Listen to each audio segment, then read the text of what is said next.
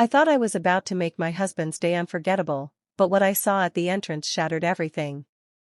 Stick with me while I share my story, and if it touches you, don't forget to support our channel by hitting that subscribe button, dropping a like, and sharing it with the people you care about.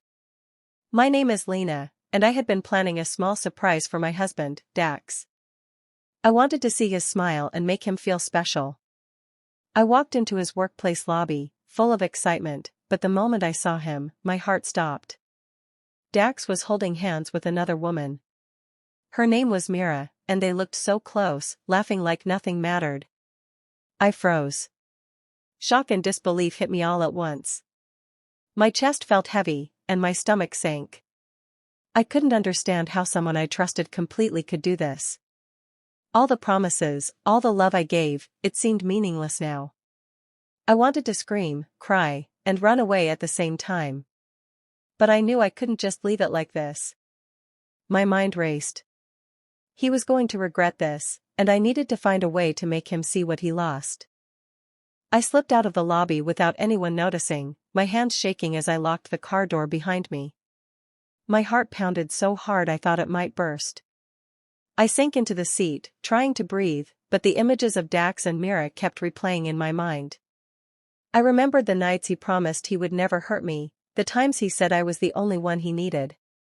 Every word, every gesture suddenly felt like a lie. Anger bubbled inside me, mixing with a deep, hollow sadness. How could he betray me like this? I felt foolish for trusting him so completely. Tears blurred my vision, but I wiped them away. I couldn't let despair take over. Somewhere inside, a spark lit, a thought that made my pulse shift from fear to determination. He couldn't get away with this. He needed to feel the weight of his choices. A quiet voice in my head whispered, "He's going to regret this." That single thought steadied me. Pain still throbbed, but anger and resolve began to rise. I would not be powerless. I would make him see exactly what he lost. I stepped inside my apartment, forcing a calm smile, acting like everything was normal. No one could guess the storm raging inside me. I needed time to think, to figure out my next move without letting Dax sense anything. Later, I met with Juno at our favorite cafe. I told her fragments of what happened, careful not to break down completely. She studied me seriously and said, "Don't act on emotion. You have to be smart, Lena. One wrong step could ruin everything." Her words hit me, but also gave me focus.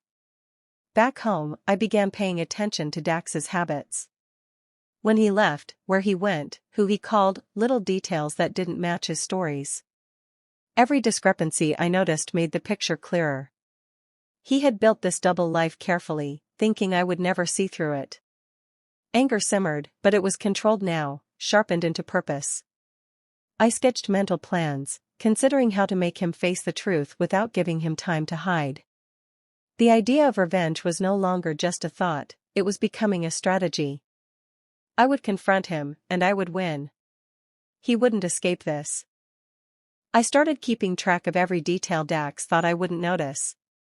I checked bills, saved envelopes, and quietly followed hints that led me to places he shouldn't have been. Every small piece felt like a puzzle I had to solve, each clue confirming what I feared.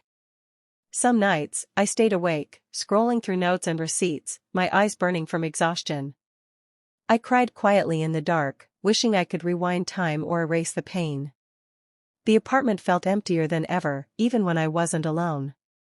I couldn't tell anyone, this was mine to handle. The more I uncovered, the heavier my heart felt. Hotel bookings, secret calls, conversations that never made sense, everything added up, leaving no room for denial. Anguish mixed with a strange clarity. The betrayal ran deep, cutting me in ways I hadn't imagined. Even though the loneliness was crushing, I refused to let it break me. Each tear and sleepless hour only strengthened my resolve. I could feel revenge taking shape quietly, growing sharper with every piece of evidence I collected. He would see that betrayal had consequences. I decided to test him, speaking carefully, letting questions slip naturally into conversation. "Did you stay late at work yesterday?" I asked casually, watching his reaction. Dax shrugged and gave a vague answer, his eyes avoiding mine.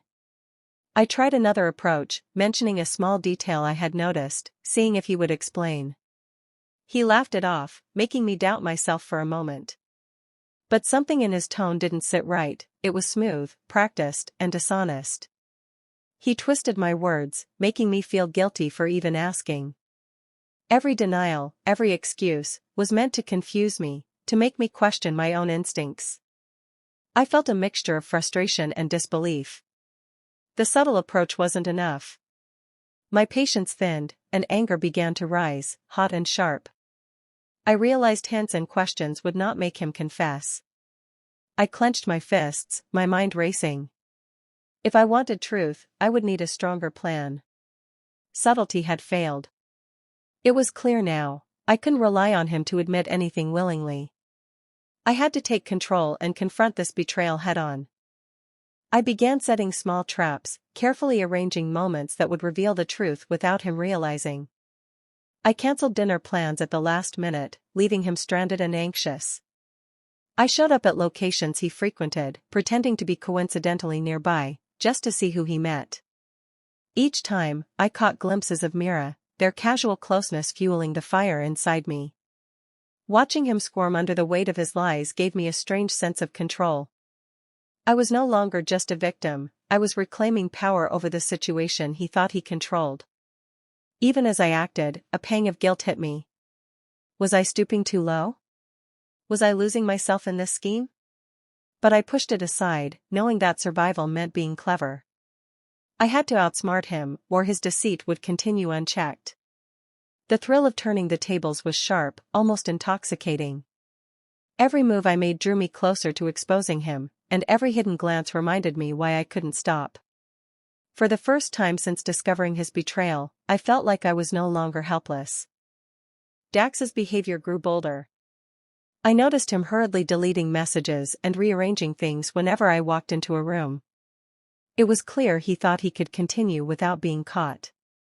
Each lie became sharper, more careless, and I could feel the walls closing in around him. Memories hit me suddenly, nights I stayed awake waiting for him, weekends I gave up to support his plans, small sacrifices I made without complaint. Every thoughtful gesture, every promise I honored, now felt like it had been thrown back at me. The depth of his betrayal weighed heavily on my chest, making it hard to breathe. Anger rose hot and relentless. I felt every ounce of deception as if it had been carved into my skin. At the same time, I mourned the trust one had placed in him, the love I had believed in so fully. I wanted him to see me broken, but instead, I felt a fierce clarity. This was not just pain, it was fuel. The realization that he could hurt me so completely made me stronger. I wouldn't just survive this, I would make sure he understood exactly what he had lost. I asked Dax to meet me at a quiet cafe, calling it a serious talk. He arrived, confident, unaware of the storm waiting for him. I stayed calm, my voice steady, even as my hands clenched under the table. One by one, I presented the proof I had gathered, receipts, notes, and timelines that left no room for lies. I didn't shout or cry, I let the facts speak for themselves. Each piece of evidence fell like a weight on him, and I watched his confident mask crack. He opened his mouth, trying excuses, but the words died before they left him. Mira, standing nearby, realized everything in an instant. Her expression shifted from surprise to disbelief. Dax's attempts to twist the truth failed completely. I felt a strange calm as the room absorbed the truth. For the first time I saw him powerless, exposed for all to see. The fear and shock in his eyes were mirrored by the silence around us. I had finally taken control, and my cleverness had turned the tables completely. I left knowing he couldn't hide anymore. This confrontation was mine, and I had won. I started making changes immediately, cutting off the connections that tied me to Dax. His calls went unanswered, his messages ignored. I changed routines, reclaimed spaces that had felt controlled by him, and focused on creating a life that belonged entirely to me. Every step I took felt like a small victory. I arranged matters so he could no longer hide from the consequences of his choices. Friends and colleagues, who had trusted him blindly, now saw the truth through the clear evidence I had gathered.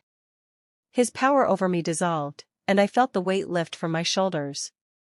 As the anger slowly faded, I began to notice something I hadn't felt in a long time: peace. Simple things brought small joys again, like cooking my favorite meals, walking alone, and laughing without hesitation. I realized my self-worth hadn't disappeared with his betrayal, it had only been waiting for me to reclaim it. Revenge wasn't just about making him pay, it was about proving to myself that I could rise above the hurt. I was stronger now, more certain of who I was, and ready to embrace a future he would never touch again. The days that followed were quiet, but for the first time in months, the quiet felt like freedom. I no longer carried the weight of lies or the tension of constant suspicion. Each morning, I woke up feeling lighter, ready to shape my life on my own terms.